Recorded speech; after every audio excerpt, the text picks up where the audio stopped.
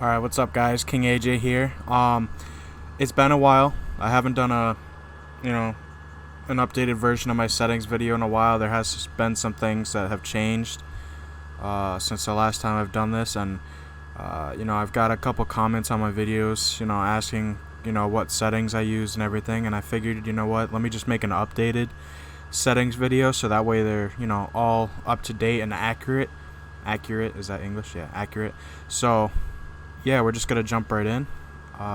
So under controls, and vertical look off, aim sensitivity 40. I might be bumping it up to 45 soon. Still gotta have to play with it. As far as everything else here goes, everything's pretty standard all the way through. So control schemes, I have control schemes for soldier buttons custom. Now the only thing I've changed is I've changed crouch, prone, and slide to the right trigger, or not the right trigger, sorry, the right analog, and I've changed melee and bayonet rush to circle. By doing that, you're increasing your mobility a lot, and you don't have to, move your thumb to circle to have to crouch, or if you play claw or something similar to that play style, you don't have to, move your finger too much, so it increases maneuverability a lot. Under advanced, I don't think I have anything changed here really. Yeah, everything's pretty standard here. Let me just go through just to make sure.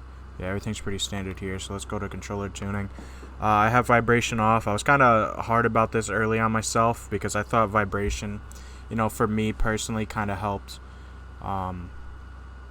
gauge recoil for me. But I realized it's a lot better off because it's something that will throw you off. So I have vibration off. L2 and R2 buttons, I have pretty much L2 and R2 dead zones all the way down, and the max input for L2 all the way at the least it can be. And the reason being is because, being able to do that without having to put too much pressure on L2, you're going to be ADS a lot faster. And coming from an ADS player, that pretty much all I do is ADS. Although I have been, trying to get myself to hip fire a lot more. It definitely helps out a bit. Definitely helps out a bit.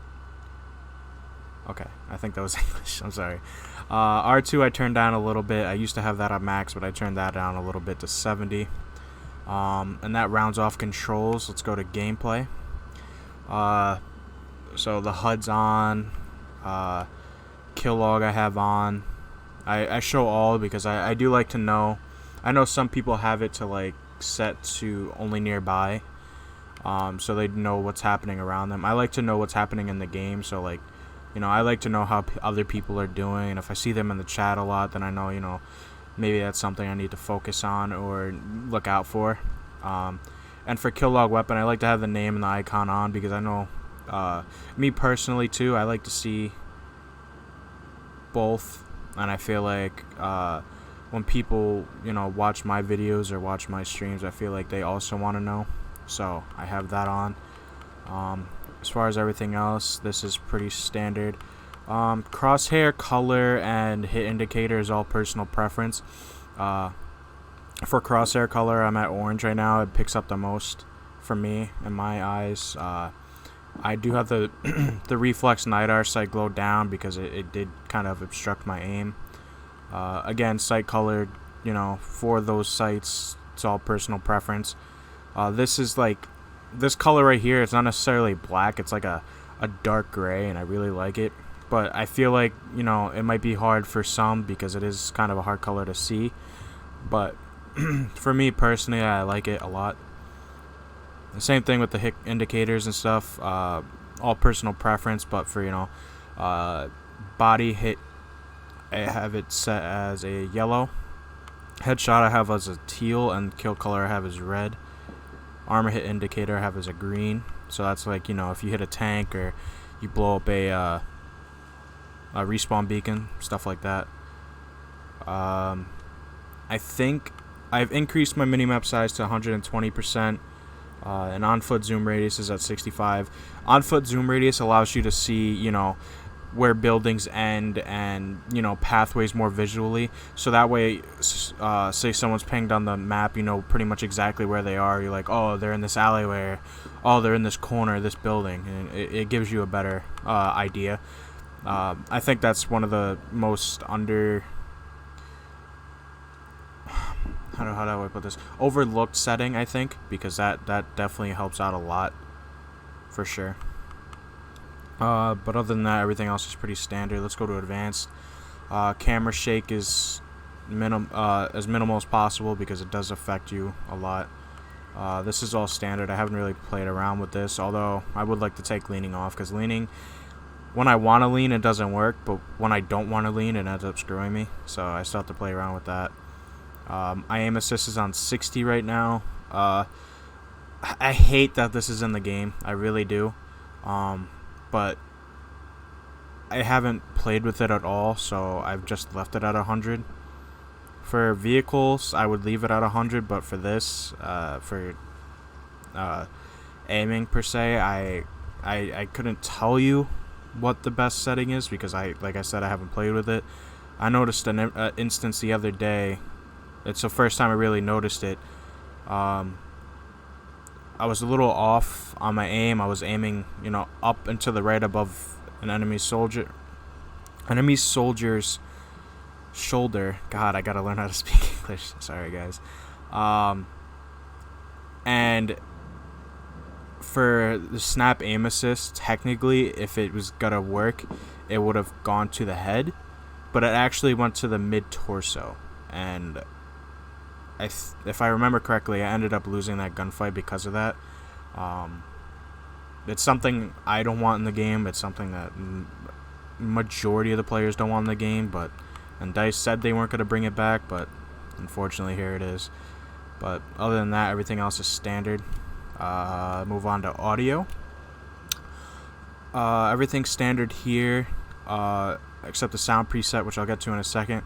But I just wanted to let you guys know, music volume I normally have on 100%, and I know people like to turn it down because it's too loud, but I really like the music in this game. The only reason I have it on 0 right now is because I didn't want it to affect the video and, you know, be too loud and obnoxious. So that's turned down to 0 right now, but once this video is over, I'll put it back to 100. But yeah, that's just a personal preference. Like I said, I like the sound of Battlefield, you know, it brings the intensity and stuff. Now for sound preset, now I swear by this because it allows you to hear footsteps a lot better, you know where they're coming from. War tapes, I've used war tapes in all the Battlefield games I've played. It's just the volume is clear, the sounds are clear, and I wouldn't use anything else. I would never take it off, so I do highly suggest war tapes. But last but not least, audio. So my brightness is on 70. This is the main thing that has changed since my last setting video, is my field of view. I believe in that video it was on 74, and that was the first time in a Battlefield that I changed the field of view. I never changed it in Battlefield 1, which I wish I did, because it does help a lot. And talking to other clan members of TSC, they were saying that, you know, 74 is basically the same as 90. Any other game, the best field of view would be 74, and I'm just talking about console here. I'm not sure what the best field of view is on PC, but field of view for Battlefield is 90, and every other game it's 74. Why that is, I'm not sure, but having your field of view on 90, you don't get the fishball effect. It gives you less visual recoil, so in terms of, you have basically less recoil, or it appears that you have less recoil to control, which helps with aiming. And I would definitely play with this to get to, you know, what your personal preference is. But if you want a good, you know, starting base, I would say go in between 74 and 90. But again, personal preference, but definitely test it out.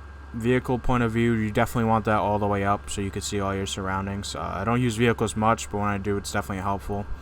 ADS field of view, I have that on. Motion blur I have at 0. ADS DOF effects. For some guns I like it off because you can actually see the whole guns. I haven't. This is another setting I want to play with, but I haven't yet.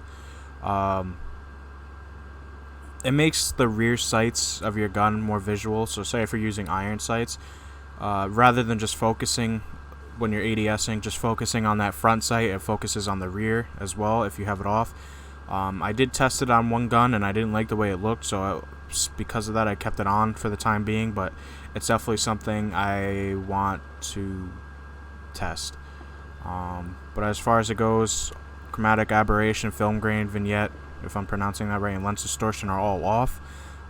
It makes the game look a lot better in my opinion, and it gives you less distraction and more. It allows you to focus better on the game. But yeah, that's my settings guide. If you guys apply any of this, let me know down in the comments below how it works for you. I want to know how it helps you, or if you guys have any suggestions for me that I should look out for, or I should try. Let me know. And yeah, this is my updated settings video. So on that note, everybody stay safe. And again, any ideas or any changes, let me know in the comments below, and we'll catch you guys in the next video. Alright guys, have a good one.